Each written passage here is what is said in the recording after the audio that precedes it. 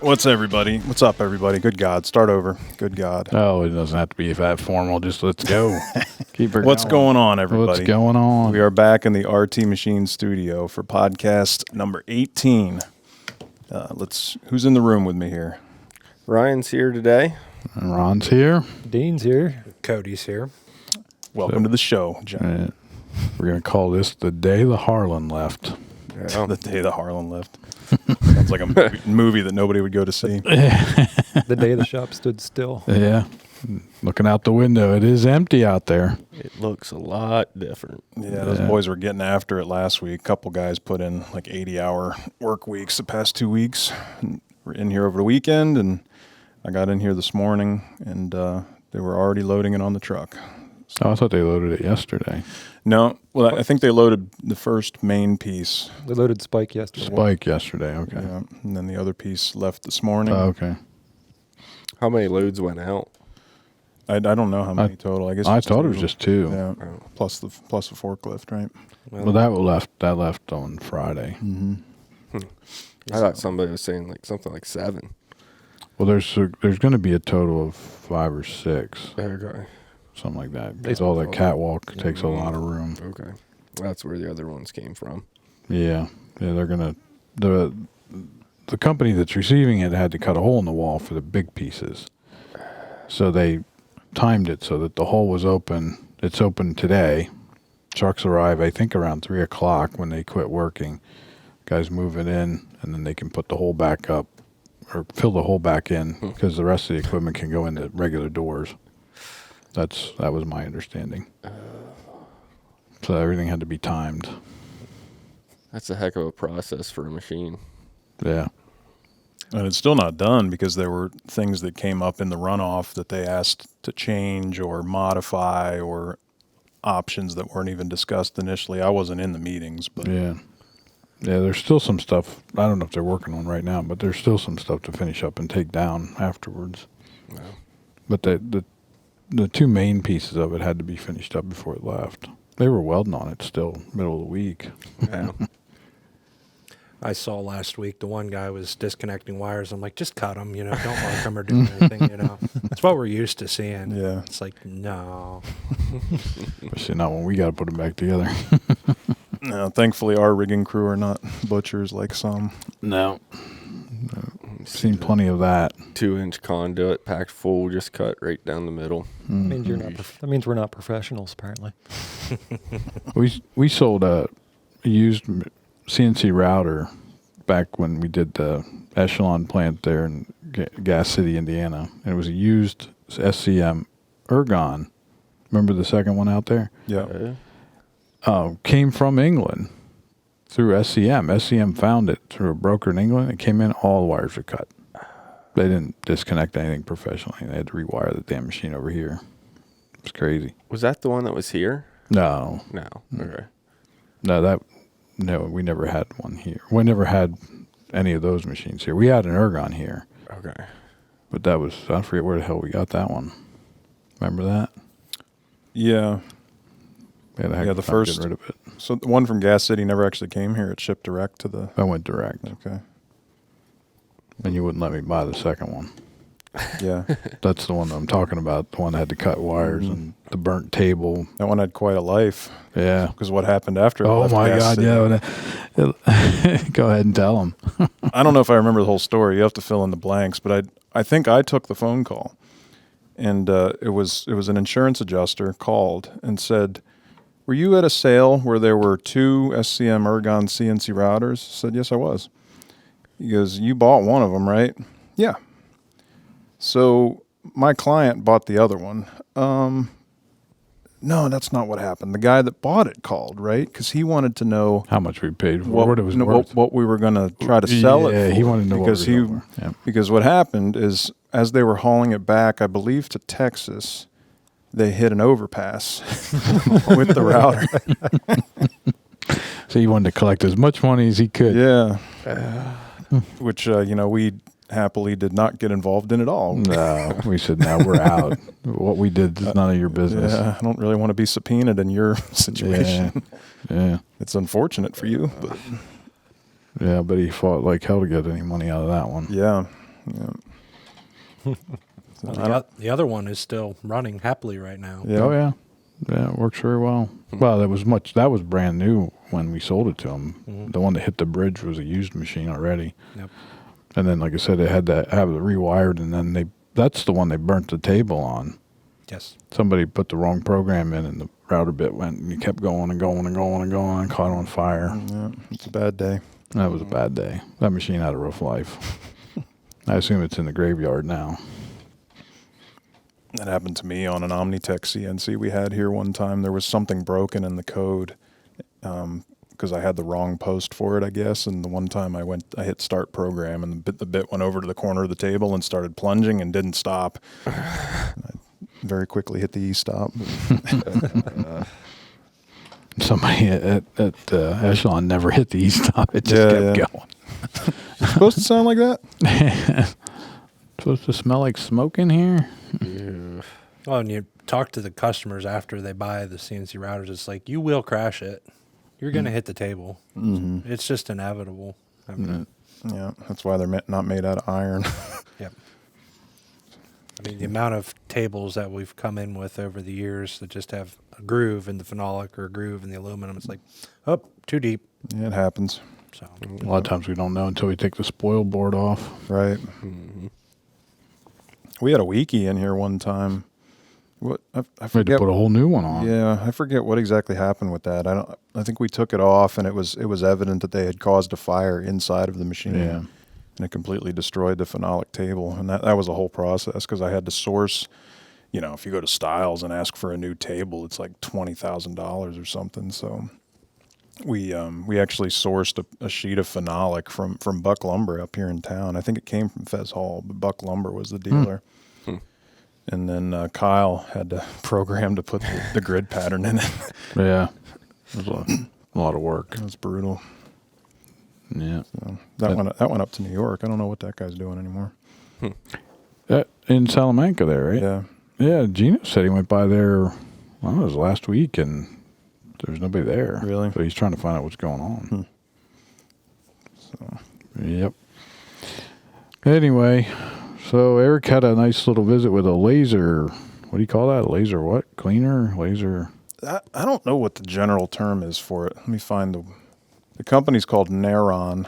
I don't even know how to pronounce it, to be honest with you. But For lack of a better way to explain it, we clean a lot of rust and paint around here when we get our used machines in. yeah, We're looking for a way to do it faster and stumbled across this website, and they were doing it pretty fast with a laser. So we reached out, and Eric got in touch with them, and they said, "Yeah, we'll bring it in for a demo as long as you pay us $1,300 or something." So yeah, which was a discount actually yeah, because they were in the area. Yeah, they just call it a laser cleaning machine, but it's I don't know, maybe 2 foot by 4 foot device that stands 4 feet tall. It's about the size of our mini fridge that's back there behind Cody, but and then it has a hose that extends to this head with a little lens on it, and then a vacuum port, and you can hook it right up to a shop vac, and you turn the machine on. All it needs is compressed air and a little bit of clean water for cooling. And yeah, my wife right away asked me about the chemistry. I was like, not the right person to ask. But if you point it at a piece of metal that has any kind of contaminant on it, it will usually very quickly remove the contaminant. And I'm talking rust, grease, any kind of filth. It didn't really work on the glue spreaders because anybody who's toured our facility, Black Brothers glue spreaders don't look as nice as they do when they leave. once we're done with them. Yeah. They are caked in, maybe an inch of dried glue, and we have to figure out a way to get that off of there. And so far, we've been unsuccessful at finding an efficient way of doing that. I was hoping this was going to be it, but it's not. But we had a Marine Johnson 424 that ended up being a scrap machine and was just sitting out back. And Dustin brought that inside, and we basically used that as our play toy with this laser cleaning device. Wow. And we took it across the kickback fingers. It takes the rust right off. We cleaned the table on the machine very quickly. We had this cutter head, this spiral molder head that was just caked in pitch. It must have been used for softwoods or something. And we put that on the floor, and Kyle was running the machine at that point, and go back and forth a few times, and the thing looked like it was brand freaking new. Wow. Ridiculous. But they're not cheap. Yeah, they're not cheap. For sure. So we got to do some calculation to see if it's actually going to be a fit for us. But That's impressive. yeah. It had a definite different finish versus what we're used to seeing with the Scotch-Brite pads and the wire wheels and everything like that. Mm-hmm. Like, it almost looks like it's back to new, clean. Yeah, we were talking about it at lunch. It doesn't remove any material. All it does is remove the contaminants, but it does not damage the metal. I mean, again, I don't understand the chemistry. You know, if you pointed it at we had a Black Brothers glue spreader back there that was all caked in dried glue, and if you point it at the glue long enough, the glue will catch on fire, but it never actually removes it. So They said you could move it across your skin and it wouldn't burn. yeah, if you accidentally had your hand, I mean, the guy did it. He moved the laser right across his fingers, and if you clean off the Marine Johnson table and then touch it with your hand, it's not hot. So it's pretty wild. We'll have to post a. They're not paying us for this advertisement or anything, but we'll post a link to a couple of their videos. It's pretty wild. Most of our customer base and the people listening, it's probably not really relevant, but it is cool. Yeah. And most people don't do as much rust cleaning as we do. Yeah. Where did you say the majority of their market is at with the machine? Did you say automotive? No, not the majority. It's all over the place. They have actually right on their website here. They show some of the companies that use it, like Bosch, the company that makes the little hand routers, and you know, God knows what other tools, is a big customer of theirs. Dora Automotive Systems. This is an automotive lighting company. I don't know what Magna is, but yeah, that's any kind of industrial application. I mean, the machines are expensive, so it's, you know, a small time auto body shop or something is probably not going to be able to justify it. But yeah, I mean, we're not sure we can. But yeah, we got to do running some numbers. Yeah, because we've looked at all kinds of things over the years. Basically, what we really use here is soap and rags and a DA sander with a Scotch-Brite pad on it, or wire wheels. Once in a while, we'll use a sand blaster, but Pretty rare. with the Harlen, I think we used a steam Jenny for some of it, which I'll be honest, I don't even really know what a steam Jenny. I've never used one. I don't know what they look like, but It's basically a power washer that heats up the water. Yeah. Turns Think of it that way, just a pressure washer that heats the water up. So. yeah, it's hot pressure, hot water under high pressure. I got on this kick about dry ice blasters a few years ago, but they start at like $30,000, and there actually are recurring costs with those. You have to buy the ice, and the ice has a shelf life. Furwood uses one of those over in Italy, but not all the time. I didn't see near as much rust over there as what we run into. I don't know if they took us into the right areas or what, but Yeah, I feel like some of the panel processing stuff doesn't get as rusty as like the solid wood, because there's not as much solid steel exposed. Yeah. Like a CNC, it's pretty well painted. You get like a Marine Johnson, you have your steel tables, moving rails that have to be open. Yeah, probably less bare metal. Yeah, It's more painted and a lot of concealed stuff too. they're running on linear bearings, where a lot of the solid wood stuff just uses metal gibs. true. I know we see our fair share of it around here. yeah. Furwood is maybe not as masochistic as us because they tend to buy things that are 10 years old or newer. True, that's true. And I got the impression that they use the dry ice machine on banders around the glue area, around the glue pod and the glue application area. It just gets caked, and if you don't keep it clean, which nobody does, it gets caked over time. And I say that where I seen the ice blasters used at was on a finishing line, blasting out old dried up paint or clear coat. Oh, really? That stuff. A customer had one? Mm-hmm. Does that just freeze it so much that it falls off, or I didn't get a chance to watch it. It's supposed to be almost like an alternative to sandblasting, but without all the sand. without the sand? Yeah, there's no extra media because it just goes into air. Yeah. So instead of having to get out a broom, it just evaporates. Interesting. Yeah, much like the laser, there's no extra media because it actually, like I said, it has a vacuum tip on it. So as you're blasting the rust off, it sucks it right up. First thing Dad said when he saw the video was that there's kind of a flame looking type thing. I don't know if it's actually fire, but it's coming off as you're blasting the rust. Yeah. I don't know if that's a great idea around all the wood dust. They say use a shop vac and suck it in there. The next thing, the shop vac will be on fire behind it. It'll have to be a dedicated unit. Yeah. Right.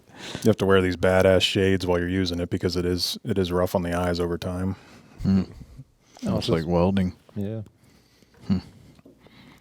Well, it would be interesting to see whether we can justify it. Yeah. Save us a lot of time. And we're having a hard time finding people who even do the job, so it could be part of the justification. So Yeah. like a lot of our customers are running into. So that was that. Yep. We one thing we were going to talk about was our progress on the showroom here. Anybody who's been in for a tour lately knows that we kind of moved the whole place around, and at this point we still do not have a showroom. But what used to be our picture area is going to be the new showroom. Right now, as we speak, we're working on grinding off the old paint because the first few times we put floor epoxy paint down out there, we didn't prep it right. So this time we have to grind the surface completely off, which is a slow process, man. Very slow. Yeah, it takes a while. I remember when they ground the shop out here to take that off. Jeff was out there for like 2 weeks with a little single head grinder. Yeah, we got a dual head this time, but I don't know if the knives are getting dull or maybe they changed them out now. But I spent a few nights out there after work, just by myself working on it, and you just felt like you're not getting anywhere on it. But there could be 4 or 5 coats of paint on that one, right? Yeah. On some areas. Like, I would get along the wall. Yeah, it's thick over there. I spent a whole day on it. I only got maybe 12 square foot done. Yeah, it's brutal. And the picture area part. Yeah. Austin's out there today, and I can tell he's not enjoying himself. Yeah. Now, is that just the dry unit? You don't have to have any water with that one? Nope, and we have a dust collector hooked right up to it, so it's doing a pretty good job keeping the fine dust down. Because when they ground out here, there was no dust system hooked up to it, I don't think. Right? There was a cloud following Jeff. Yeah, And, there's probably still tools out here that are covered in concrete dust. oh, no doubt. You take an air hose up along the rafters. Yeah. Don't do that. But we're already hooked up with a painter to do it the right way this time. So once we get the floor ground and get it all cleaned up out there, we will put paint down, and then we can start moving equipment in. Well, we'll have some electrical to do, right? We're going to have to run some air and wiring. Yeah, right now we just have power on the one wall, and we need just air in the machine shop, so we'll have to daisy chain off of that. Well, they spent probably a day or two grinding studs again. I saw them out there doing that. Yeah, that's one thing Derek warned me on, because I guess they were not very diligent about cutting down the studs in the shop when we ground this, 2 years ago or whenever that was. And every time you whack a stud with that grinding head, it's a bad day. Big jump. Sends a tooth flying out of the head or something. Yeah. Well, Dino and I were out grinding the one night, and I hit one that they missed. the whole machine jerks to the side. Did it break the teeth then? I'm sure it did some damage, but it's fine.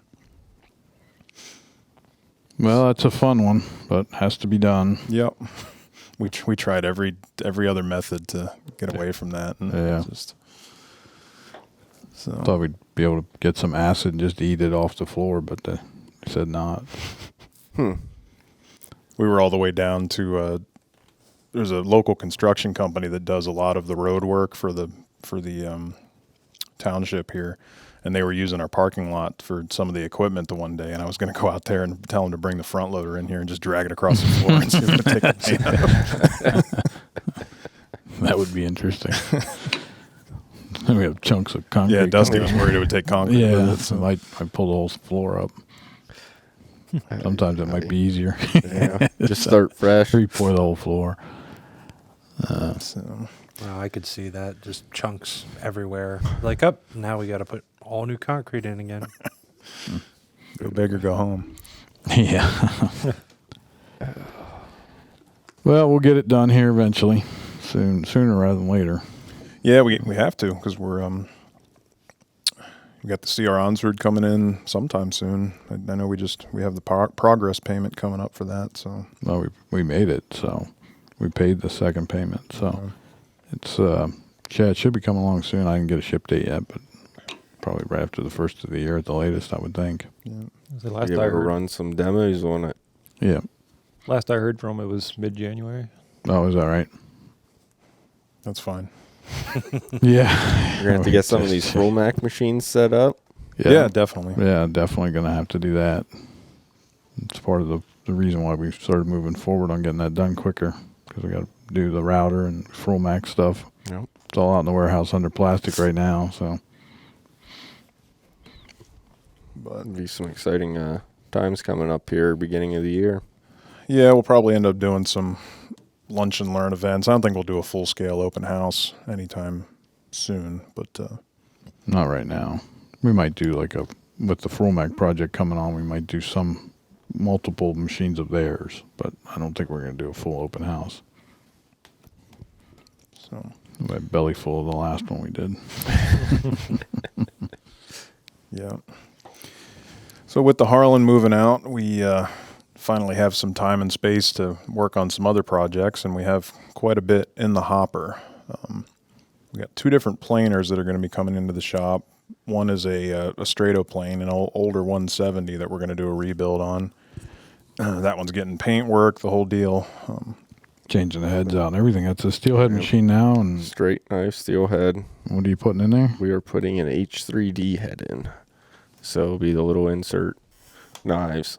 So Is that straight, or is that the V head that they were making up the road here? I have to talk to John, but I'm kind of assuming it'll end up being the V head, just because as it was a straight knife machine, it has the dust hoods that go right up the center. Right. So I would think the V-shaped head would I would agree. make sense just from a dust collection standpoint. Yeah, So, that's why they kind of one of the reasons they designed that, right? Mm-hmm.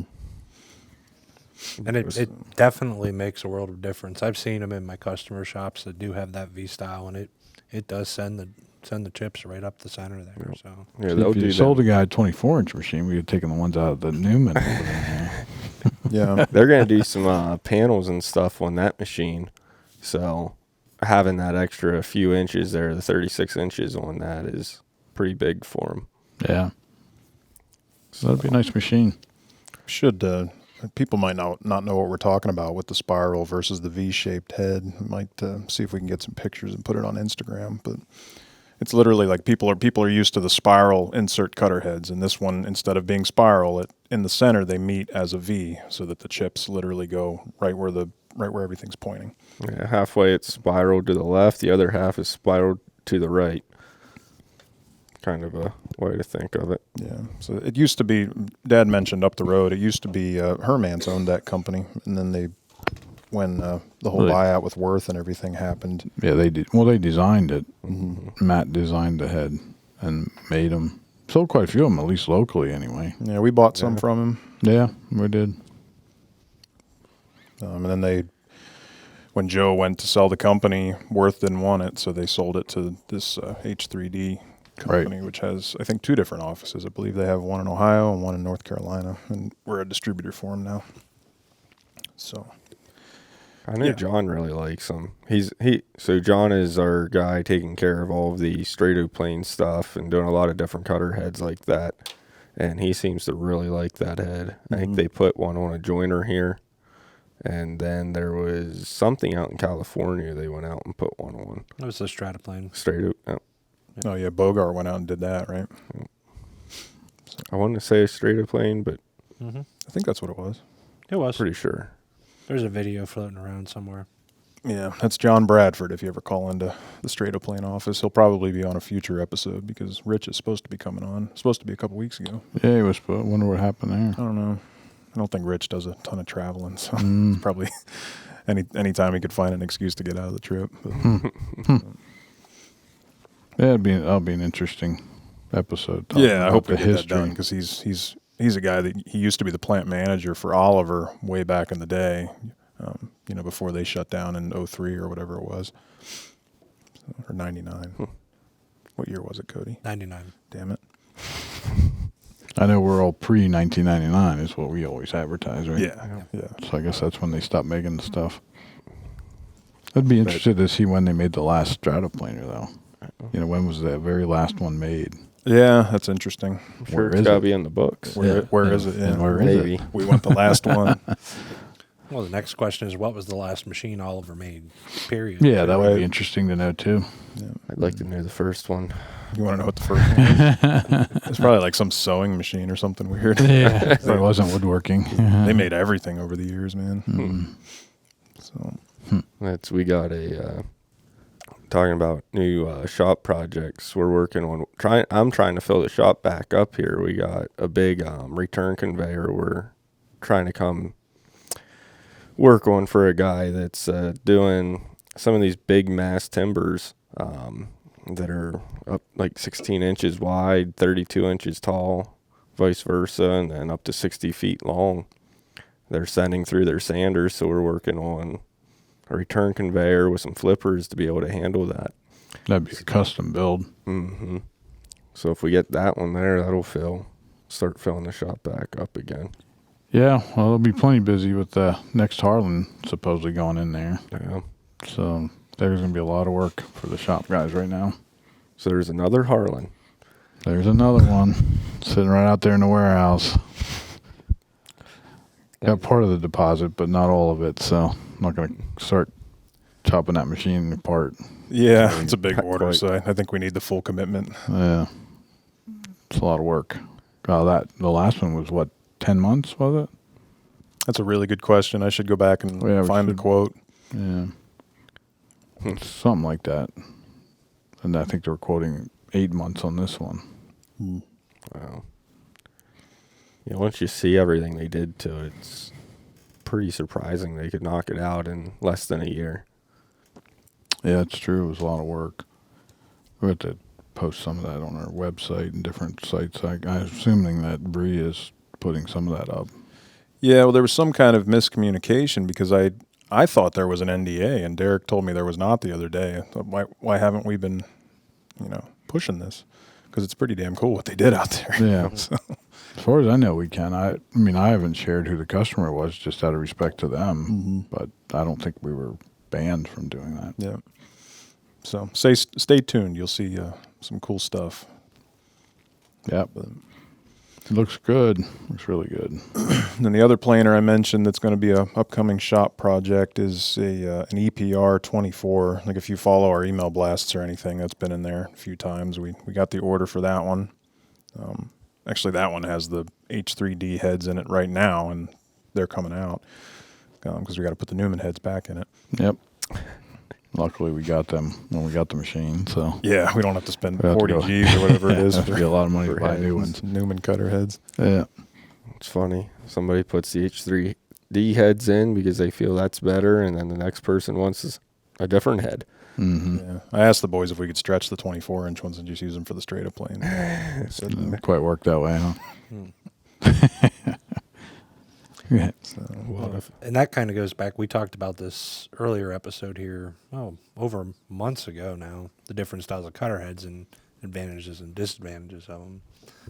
Like the Newman quiet cut heads, that's a more rigid insert that's in there that you sharpen. Yeah.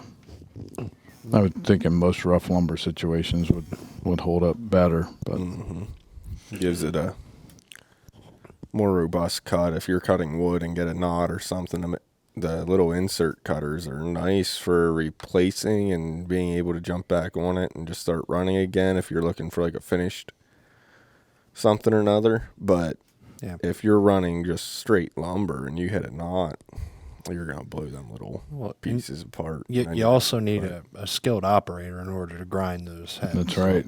So The skill that is being lost, basically. yeah, and that's why a lot of people are more inclined by the four-sided inserts because, yeah, you got to be careful, but it doesn't take a skilled operator in order to rotate or change those. Yeah, it's not rocket surgery. Yep. Yeah, it's the exact conversation we had with your customer on the straight up plane, and he was Actually, he initially gave us the order for the itch head, and then about a week later came back and ended up changing his mind because he's doing mostly panels and he's not really going to send very much rough lumber through it. That makes sense. It's, I can sit down and talk about the benefits of each one, but I'm not going to sit there and tell you should have this one or this one. Yep. Because everyone it's almost like a difference between a deal and a Madison. So one person loves one and swears by one, and the other one swears by the other one. That's what we always said years ago. If somebody has a deal, don't tell them Madison. They're going to hate you. Ford and Chevy. Yeah. But What you should get is a Ram. Yep. I'll stick with my Chevys. Yeah. They With take a truck beat. debate. It's the ongoing debate. I'll just buy a Honda. As many things as that Chevy hit, it treats you pretty good. It does.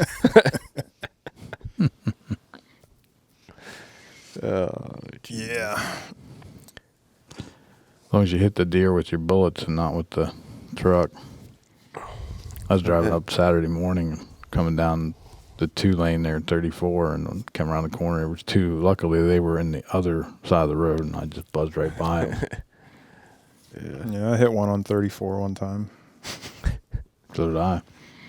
Well, more than once, actually. I think you guys got a couple there. I almost cracked one on the way home from here last week because like an idiot, I decided to go 442 home because I was in a hurry and it's quicker to go that way, but I don't go that way when it's dark and during the rut, which it was. Mm-hmm. A bigger buck than I've ever shot ran out in front of me, and I missed him by 6 inches maybe. Well, I heard a thump, and he's like, "Oh no, that was just stuff sliding in my truck." Yeah, I was on the phone with Cody. I was like, no, that was just my backpack flying across the back seat. Slammed on the brakes. Yeah, I actually swerved and I missed him. I know you're not supposed to, but You just got that truck too. I know.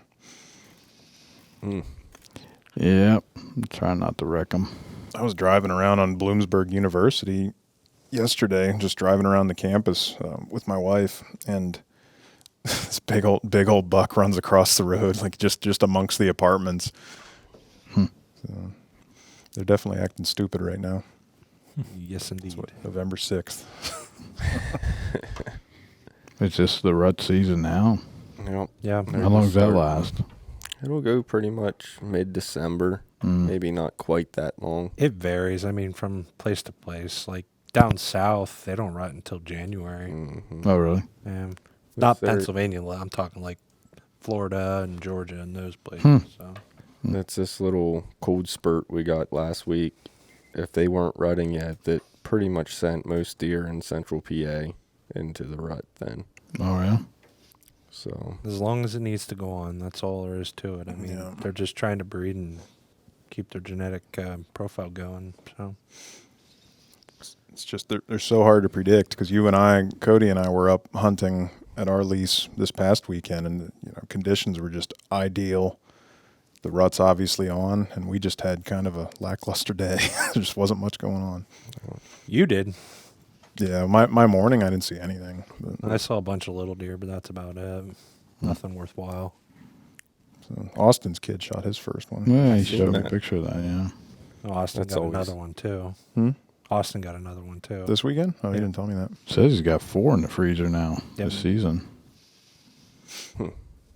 How many damn maybe tags we shouldn't have gonna said get? that online.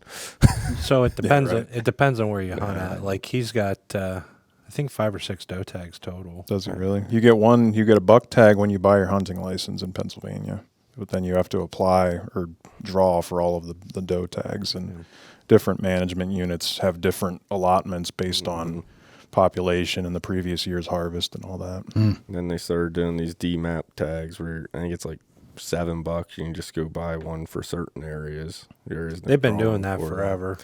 They made it bigger now, though, Yeah. because we used to not be able to get them in our area, and we can pretty much just go and buy as many tags as you want. They have concerns down where you're hunting at because of CWD. That's why they're expanding that range for the That's a DMAP. joke. Yeah. So we got tags the one year. There was a deer hit very close to some family members' property. where it tested positive for CWD, and they wanted pretty much all the deer in that area shot.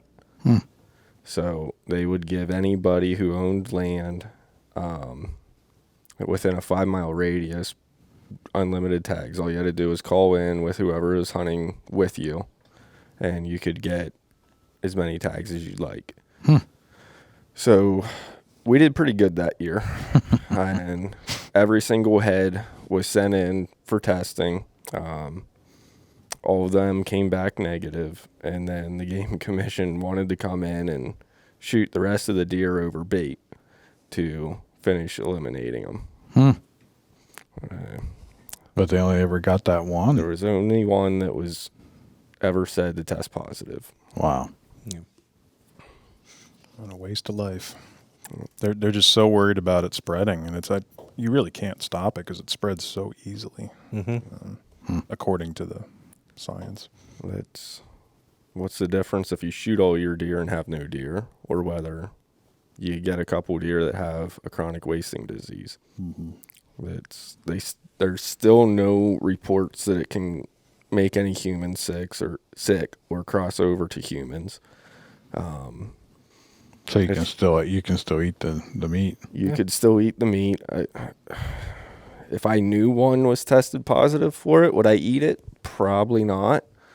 But there's never been any cases that it's transferred over or made any human sick. So This is just the big disease that gets the most attention. There's other diseases out there that are going around that are causing more problems in Pennsylvania. It's just overlooked. this is the one that they can sell more tags for. Yep. Reminds you of Boston Legal. Dad and I used to watch a TV show called Boston Legal back in the day, and William Shatner was one of the stars of the show, and he played this big shot lawyer, and, Denny Crane, and he was dealing with dementia, and he was going to the doctor and everything, and then they had a case. Spoiler alert if you plan on watching that show, but they had a case about. It was a restaurant that was being sued by the town because the town was worried about the spread of Creutzfeldt-Jakob, which they called basically the human version of mad cow disease.